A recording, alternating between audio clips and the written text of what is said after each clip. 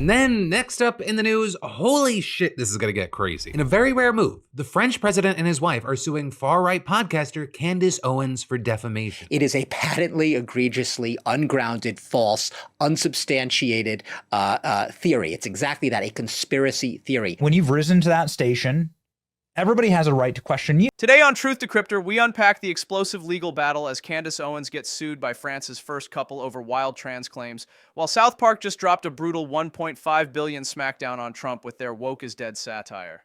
This episode reveals the culture war hitting new heights with shocking lawsuits and savage animation burns. No matter what they're questioning. Why would you sue them over it? Really? The first couple of France can't leave their home in France without worrying that people believe the deranged nonsense from this American podcaster? Based on this story and how they're reacting, I'm starting to think that maybe Brigitte Macron actually is a man. This incendiary claim is at the heart of why the French president's wife is suing Owens for defamation, proving how dangerous conspiracy theories can spiral when amplified by influencers. The alleged defamation here, it centers on the unfounded claim that French President Emmanuel Macron's wife, Brigitte Macron, is in fact transgender. And although this conspiracy theory predates her talking about it, Candace Owens has been the most prominent advocate for it over the past couple of years, with her even declaring last year that she is willing to stake her entire professional reputation on the claim that it is true. And since then, she's released an 8-part series on the topic titled Becoming Brigitte that accumulated millions and millions of views so far. I believe Brigitte Macron was born a biological male,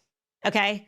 And then transitioned into a female. We are told, by the way, that that's Brigitte in her mother's lap. It looks nothing like Brigitte. It could be plausible that all of these people have multiple identities. A family that is known and is on record as having practiced incest. Is there a chance that Brigitte Macron, some of you asked, is actually the father of Emmanuel Macron? That mom and dad, they're not actually his mom and dad. Why and how did Emmanuel Macron get so close to the Rothschilds? Look at her hands.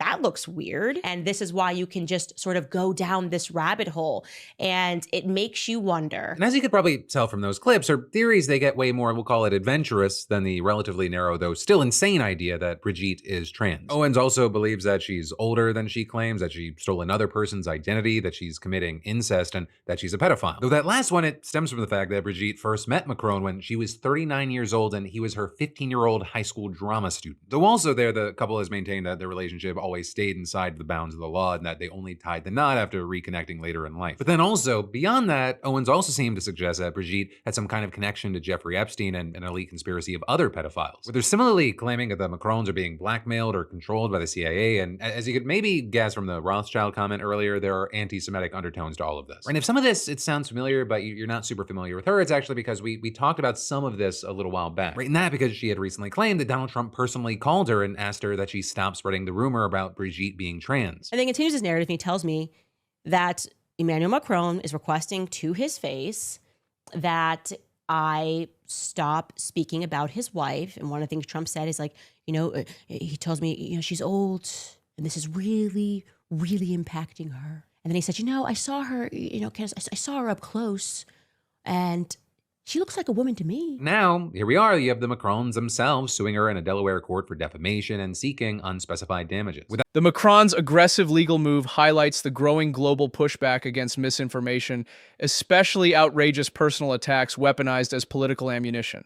A complaint alleging that she has waged a lie-filled campaign of global humiliation to promote her podcast and expand her what they called frenzied fan base. With it then going on to state that Owens has dissected their appearance, their marriage, their friends, their family, and their personal history, twisting it all into a grotesque narrative designed to inflame and degrade, saying the result is relentless bullying on a worldwide scale, and adding, it is invasive, dehumanizing, and deeply unjust. But then with all that, in her response video to this, you had Owens being as defiant as really anyone could be. I have been sued by the first lady man of France. You are officially a very goofy man, Brigitte.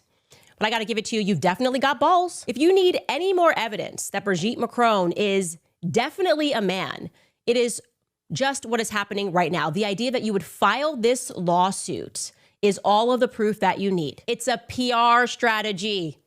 They don't care if they win. This is about running it through the press. Now with this, some key things, the lawyer that the Macrons hired is Tom Clare, who's also the same guy who represented Dominion in its historic defamation suit against Fox News. And also, in their complaint, they cite evidence which they claim incontrovertibly proves that Brigitte is not trans, including family photos and birth announcements, with Clare telling CNN, "We have attempted to engage with her for the last year, putting evidence in front of her, request after request after request, that she just simply do the right thing. And each time we've done that, she mocked the Macrons. She mocked our efforts to set the record straight.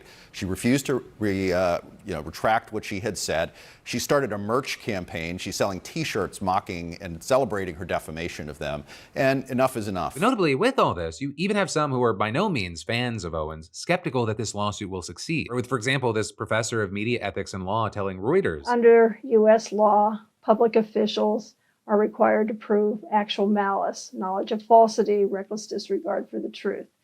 In his lengthy complaint, he has certainly alleged that on the part of this podcaster, but I think he's also probably not giving enough deference to the fact that courts in the United States grant broad discretion to individuals to comment on public officials. Right, and connected to that, according to Owen, she offered to interview Brigitte before releasing the first episode of Becoming Brigitte, and she argues that fact, it disproves the actual malice claim. Ultimately, it looks like we're gonna have to wait to see how this plays out in the courtroom, and in that regard, Owens seemed confident. We are revolting against this. We're revolting against the perverts that run the world. And I want to be very clear here. I count you among them. I think you're sick. I think you're disgusting.